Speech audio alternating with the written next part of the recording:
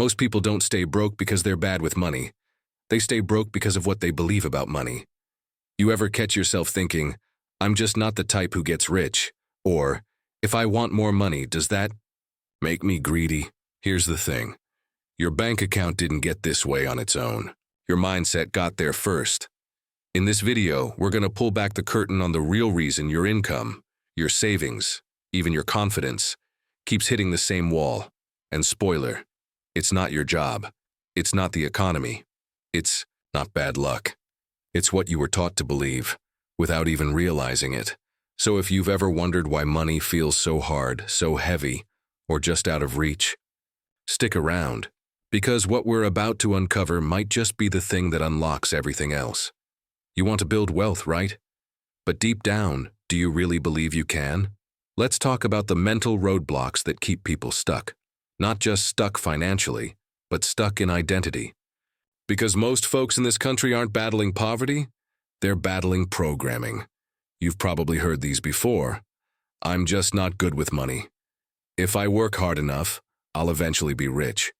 Wanting more, money makes you greedy. And the wild part?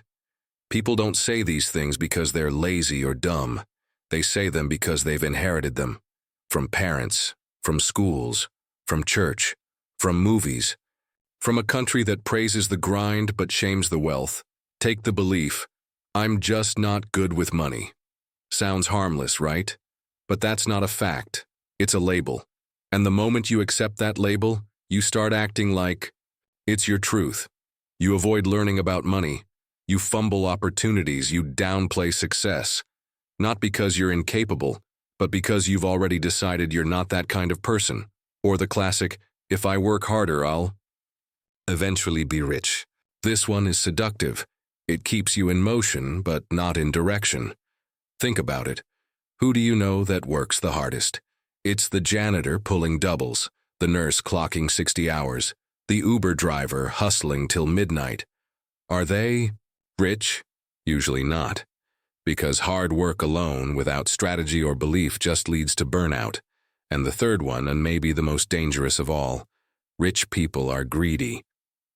Here's the catch.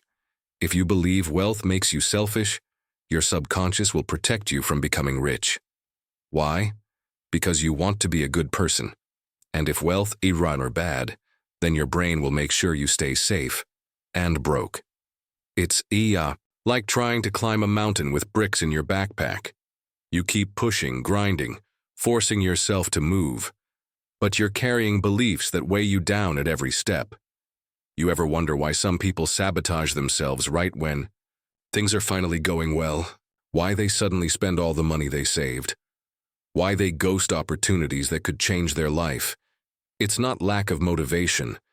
It's internal resistance. That quiet voice in their head whispering, this isn't who you are. You don't belong in that room.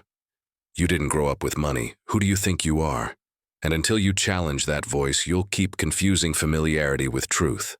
You'll stay broke, not because you want to, but because deep down you think you're supposed to. But here's the good news. You can unlearn this. You can rewrite the script. But first, you've got to face it, raw and honest. Not with guilt, not with shame, but with curiosity. Because these beliefs, they're not yours. They were given to you. Now it's time to decide if you want to keep carrying them.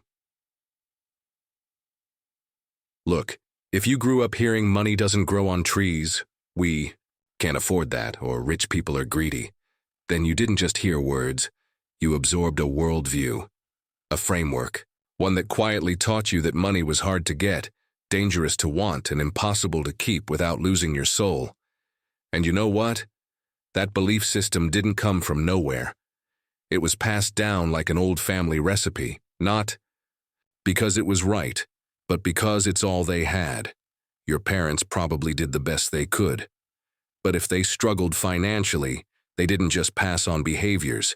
They passed on fear, worry, scarcity. They might have argued about bills, avoided talking about finances altogether, or made wealth seem like something other people had. And as a kid, you watched, you listened, you learned. Maybe you saw your mom stretch every dollar and still feel ashamed. Maybe your dad worked double shifts but snapped every time the topic of money came up. Maybe they said, "We're not like those people." Anytime someone drove a nice car or took a big vacation, that stuff gets in your bones. And then there's religion. Let's go there for a second.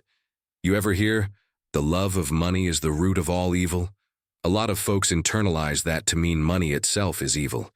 So they walk around torn. They want more money, but feel guilty the moment they start making it, like they're betraying some moral code. Like wanting financial freedom means they've turned their back on humility. Add to that the media's role. Hollywood paints wealth like it's this corrupt, soulless empire. The rich are villains, the poor are heroes. And when that's the narrative, your subconscious starts to identify with being broke. Because being broke means you're still one of the good ones, right? It's no wonder so many people self-sabotage. They're walking around with internal conflicts they've never even named. On one hand, they crave success. On the other, they're terrified of what it might mean if they actually get it.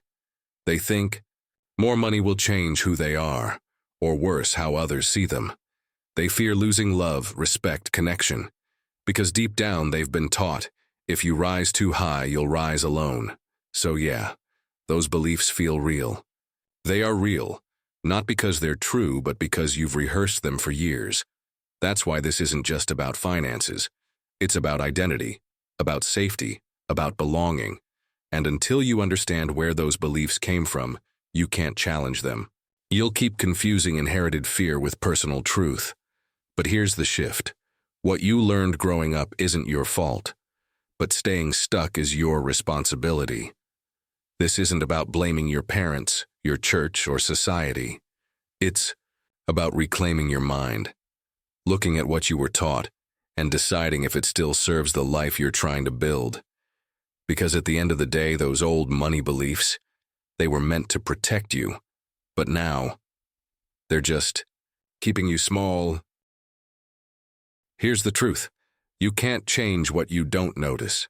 And when it comes to money, most of the damage isn't done in your wallet. It's done in your thoughts. So let me ask you something. When you think about having more money, what do you feel? Excitement, freedom, or tension, guilt, maybe even fear? See, it's not enough to say, "I want to be rich," if there's a quiet, persistent voice in the back of your mind whispering, "That's not who you are." That voice, that's not your intuition. That's programming. We all have that inner monologue, that constant stream of thoughts narrating our lives. But when it comes to money, those thoughts can be sneaky. They sound practical, even protective. "I can't afford that. That's too expensive. I shouldn't want that." But those aren't facts. They're beliefs wearing a costume of logic. Think about the last time you passed on something you wanted because it felt too much. Was it really the price? Or was it the story behind the price? Did it tap to something deeper? Like, people like me don't spend that kind of money. That's the emotional inventory. It's when you start noticing not just what you think about money, but how you feel about it, and where those feelings come from. Let's say you get an unexpected bonus at work. You should feel excited, right? But instead, you feel anxious. Like something bad is going to happen. Like you better spend it quick or hide it or give it away before it disappears. Or maybe you get offered a high-paying opportunity, and suddenly you start doubting yourself. What if I can't deliver? What if I'm not ready? What if they realize I don't belong here? That's not imposter syndrome. That's belief syndrome. Because if your self-image is built around survival, around being the underdog, the struggler, the one who always gets by but never gets ahead, then abundance feels foreign, unsafe, even threatening. The mind resists what it doesn't recognize as home. That's why people unconsciously sabotage. They overspend, they undercharge, they ignore opportunities. Not because they hate success, but because success feels like stepping into someone else's clothes. Here's the shift. Start catching those thoughts in real time. When you say, "I can't afford that," follow it up with, "Why do I believe that? Is it true or is it just familiar?" Replace, That's too much with, what am I really afraid of? This isn't about toxic positivity. It's not about pretending. Money doesn't matter or tricking yourself into fake confidence. It's about building awareness, about pausing long enough to recognize that maybe, just maybe, the voice holding you back isn't your truth, it's just your training. And the beautiful part? Once you spot it, you can stop letting it run your life, because you were never broken, just conditioned. And conditioning can be undone one thought at a time. Let's get something straight. Money isn't moral, it's not good, it's not evil, it's neutral. It just sits there, waiting for someone to give it direction. And yet so many of us have wrapped money in layers of meaning that have nothing to do with what it actually is. You've probably heard this before, but no one tells you why it matters. Money is a tool. That's it. Nothing more, nothing less. And you deserve to learn how to use it well. But most people aren't taught to see it that way. They're taught to see it through the lens of fear. They're raised in scarcity, not just in circumstances, but in mindset. The idea that there's never enough, that if someone else wins, you lose, that wanting more makes you ungrateful for what you have, that having a lot makes you a target.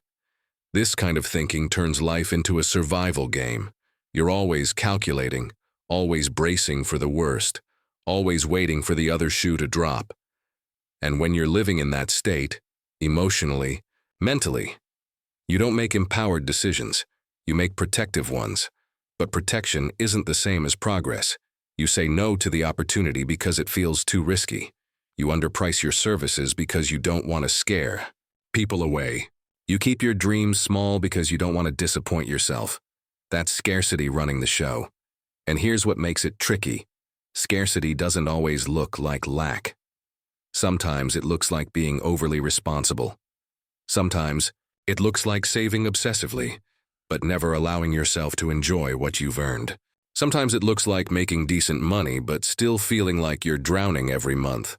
Not because of the numbers, but because of the narrative. So what's the shift? It's recognizing that abundance isn't just a number. It's a state of being. You can make $200,000 a year and still think like a broke person. You can have a six-figure savings account and still panic every time a bill comes in. Because abundance starts in your nervous system, in your ability to feel safe while holding more. When you reframe money as a tool, you stop fearing it. You stop worshiping it. You start using it intentionally. You ask better questions. How can this tool help me grow? How can it serve my values? How can I create more of it without losing myself? That's empowerment. It's when you go from thinking, I hope I can make it this month, to, how can I multiply what I have? From, I'm scared to invest, to, what kind of return does this align with emotionally and financially? From, I shouldn't want more, to, what could I do with more? You stop playing defense, you start building. And that shift doesn't just change your finances, it changes your energy. People feel it. Opportunities respond to it. You begin to carry yourself differently because you're not chasing money. You're directing it. The truth is, the wealthiest people aren't just those who have the most. They're the ones who feel free with what they have. And that starts with how you see money, not as something to fear, but as something you were always meant to master. So now that you've seen the belief system for what it is, inherited, automatic, outdated, what do you do with that awareness? This is where most people get stuck. They realize their mindsets been sabotaging them. They feel fired up to make a change, but then they go back to their routine. And that routine, filled with old thoughts and old habits, pulls them right back into the same financial patterns. Because mindset work isn't just about knowing better. It's about reprogramming. And reprogramming takes more than a journal, prompt, or a podcast episode. It takes intention, repetition, and, most importantly, identity shift. You don't attract what you want. You attract what you believe you deserve. So here's the work. You start telling your mind a new story. Not once, not when it's convenient, but every single day, until the new voice gets louder than the old one. Let's be real. Affirmations get a bad rap. Saying I'm rich in the mirror won't do much if deep down you feel like a fraud, but that's not the point. The point isn't to fake it. It's to stretch your self-image until it includes wealth, until it feels normal. To say, I manage money well, I deserve overflow, I can be wealthy and good. But that kind of belief doesn't grow in isolation. Your environment matters. If you're the only one in your circle trying to shift, it's gonna feel like swimming upstream. Not because you're weak, but because your nervous system craves familiarity. That's why community is powerful. Books, podcasts, conversations. You start surrounding yourself with people and ideas that make abundance feel safe. And then you take action. Not massive, overnight life-altering action, but daily micro-actions that reinforce your new identity. You raise your rates just a little. You negotiate that salary. You track your income without judgment. You invest a small amount even when it scares you. And every time you do, you send a message to your brain. This is who I am now. Think about it like this. Your old money script was written without your permission. It was installed like default software. But now, you get to write the new one. Line by line, choice by choice. You stop saying, I can't afford that, and start saying, that's not a priority right now. You stop saying, I'm not good with money, and start saying, I'm learning how to lead my finances with confidence. You stop hiding from your bank account and start treating it like a partner in your vision. This is how it shifts. You don't wake up rich. You wake up different, clearer, bolder, more willing to ask for what you want and then to hold it without guilt. And over time, that internal shift reflects externally. The truth is, reprogramming your money mindset is the first real investment. It's not glamorous. No one claps for you when you change your inner dialogue. But that's where the compound interest begins. Because once you believe you deserve more, you'll stop settling for less. In your bank account, in your work, in your life. And when that happens, everything changes.